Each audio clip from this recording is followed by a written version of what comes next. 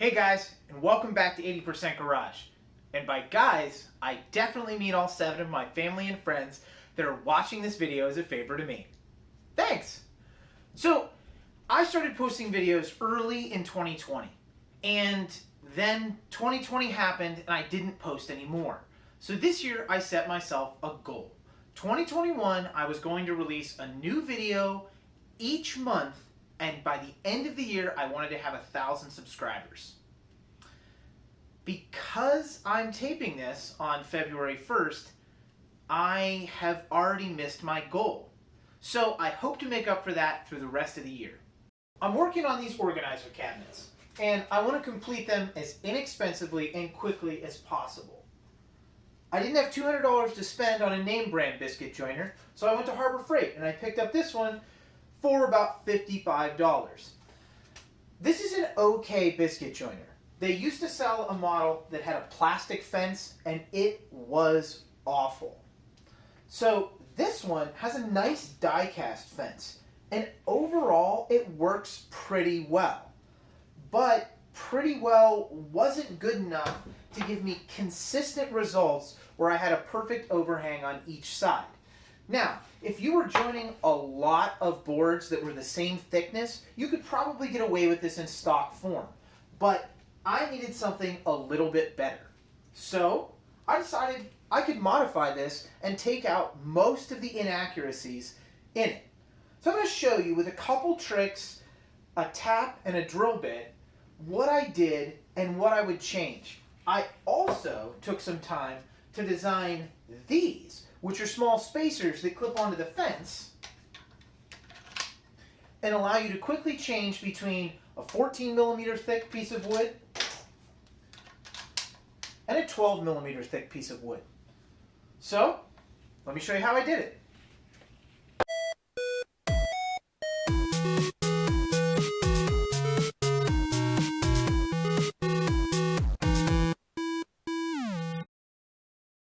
Alright, so let's take a look at what I did. First things first, the fence here and the plunge mechanism were the main issues. Both of them, as you can see, are fairly well machined.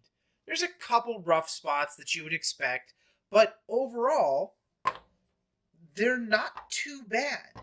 The biggest problem that I saw was that this could move side to side. And when you would tighten this knob down to set the fence in place, the whole thing would twist a little bit. So the first thing that I wanted to try was if I could take that play out by pushing this fairly well machined dovetail joint into this side a little bit more. Now, yes, some of you are going to say that if I push the fence side to side, I move the center of this out of alignment. Well, I'll step ahead for a second. I did push this way and this the other way to try and account for that. So either way, what I ended up with was something that was out probably 0.5 millimeter. So I wasn't too concerned about it because on a biscuit joint, you have a little bit of side-to-side play with the biscuit.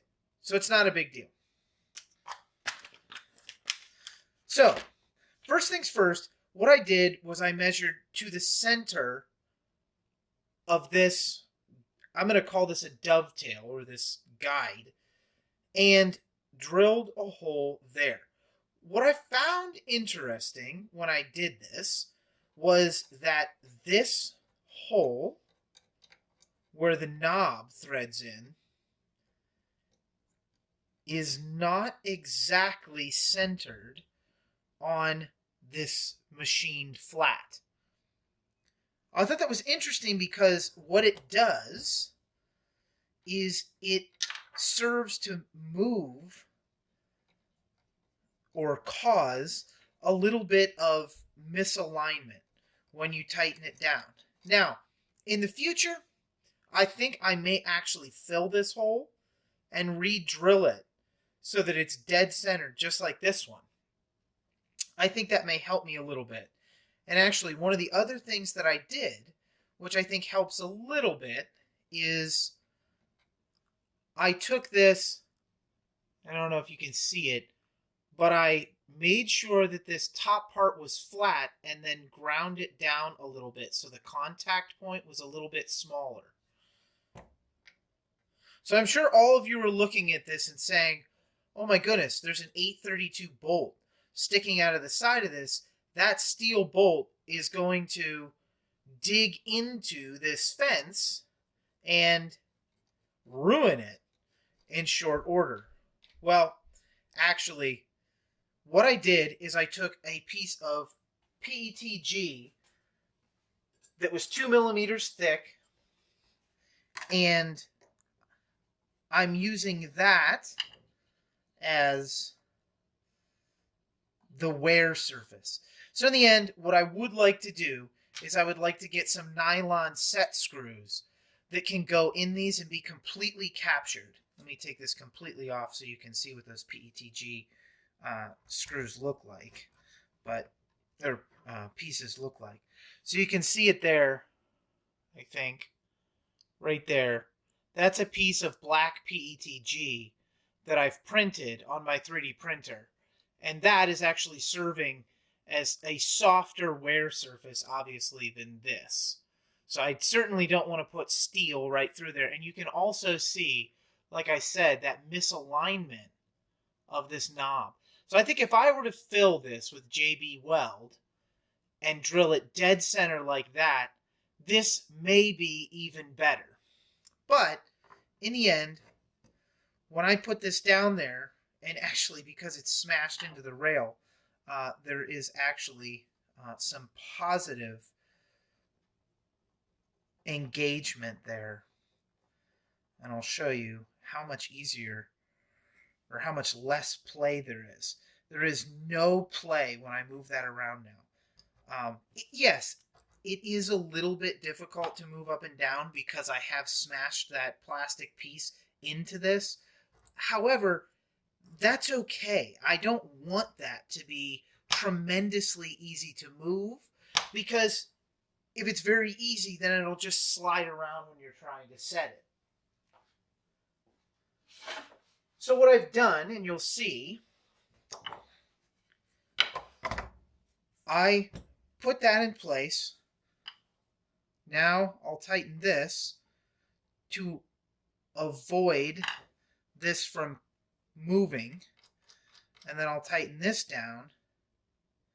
And basically what I've done is now we've applied even pressure, and this now is set at exactly this height. So this is my reference. This is where I'm going to go. So I've set all of my add-on spacers off of 19 millimeters. So I'll talk about these a little bit more later, but these can be any thickness you want, obviously, up until your reference block. So they'll get thicker or thinner depending upon the stock that you want to cut the groove in. And it'll perfectly center it in here. So the next thing that I did was, since that worked, I took and I drilled 2 holes and tapped them here. The same plastic piece inside of these. So I've pressed that down into the holes, and then these thread in. Now you'll see I did make a little bit of a mistake here. What I did not realize is that the rail on the inside that this slides on, I thought it ended here, right here, and it actually ends right here. So I drilled a great hole, I put it dead center, and only after I slid this into place did I realize, uh-oh, the rail stops back here, and it slips off, and it wouldn't be an issue if I had those nylon set screws, but because I'm using a small piece on top of the screw, it would fall out when it got up here and it would jam. And here, let me show you the plunge. A nice smooth plunge and no play in this fence anymore. So before, what was happening was the whole machine would tip like this and like this. So you'd get a very inaccurate cut. And you can see on this piece, I was testing and making sure I was completely centered. And one of the things that I was having was even just repeated cuts, I was moving slightly up and down. And now that doesn't happen at all. So you'll see that in the final part where I show you a couple cuts on this and how easy it is to switch in between.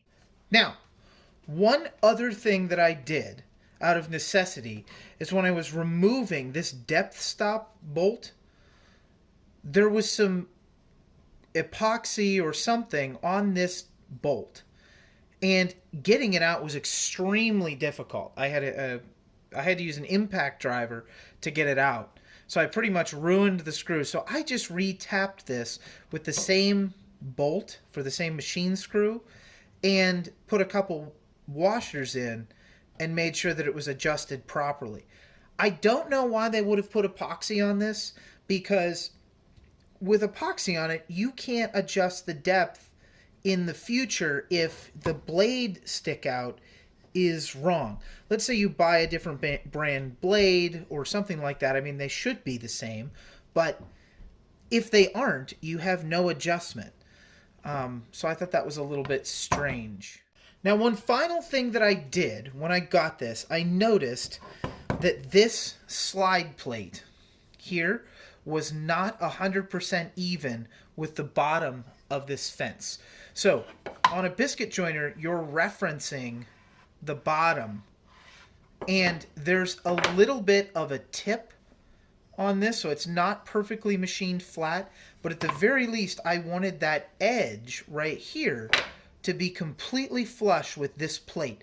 This plate was actually a little bit this way, maybe, you know, a quarter of a millimeter, half a millimeter, something like that.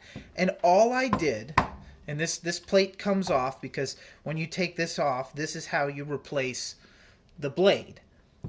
All I did was take this off and put 2 layers of masking tape on it. Now, there's no guarantee that it's going to be off for your biscuit joiner, but for mine it was. I easily could have printed with my 3D printer a shim here that was the exact thickness that I wanted, but the tape is working just fine, and I've made probably 50 cuts, 50 biscuit slots with this, and you know, there's no issue with that. So that is a perfectly fine solution. You don't necessarily have to do it, because if you're cutting stock that's thinner than 3/4, or, well, if it's any different dimension than 3/4, this isn't going to slide anyway. The reference to the center of the blade on all biscuit joiners is, you know, is meant for a piece of 3/4 inch stock, 19 millimeter stock for the rest of the world.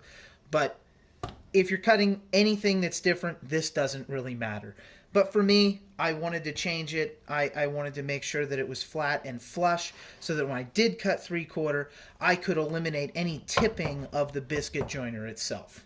So I mentioned in the beginning of the video, and I showed you these a little bit before, but what these are is they are spacers that allow you to switch quickly and easily between different thicknesses of stock. So I printed these out of PETG on my Ender 3 printer, and there's a small ridge here that allows it to slide into place and positively lock for you. I will put the files for these on Thingiverse. I'll only put the 12 and the 14 up there to start with, but these can be modified for any thickness that's 3/4 of an inch or less. So they basically, what I did is I made the reference to the 3/4 inch 19 millimeter piece of stock, and then everything below that could have one of these made. So why don't I show you a couple cuts and how easy it is to snap these on and snap these off. I'll put the 12 millimeter one on and take the 12 millimeter off and put the 14 millimeter on. Very easy, very fast. I'll likely make these for some imperial sizes, the 12 millimeter. After I worked on this a little bit, I realized that this is not a true half inch. It's 12 millimeter, and half an inch is actually 12.7 millimeters. But they work perfectly. I'll show you a couple cuts.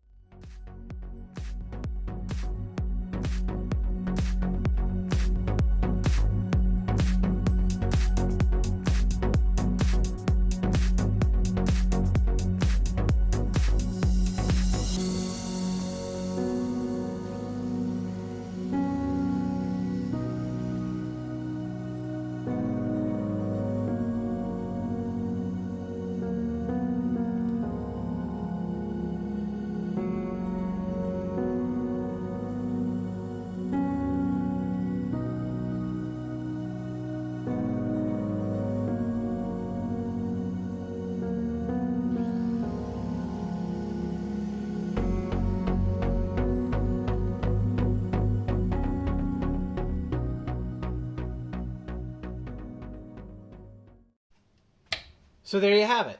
A couple simple modifications to an inexpensive biscuit joiner that help you to get the best performance for the dollar out of it. With just $8 or so for a drill and tap set, some 3D printing magic, and 99 cents for these machine screws, we ended up with a biscuit joiner that performs much better than when it started, and it didn't cost us a lot or take us a lot of time to do it.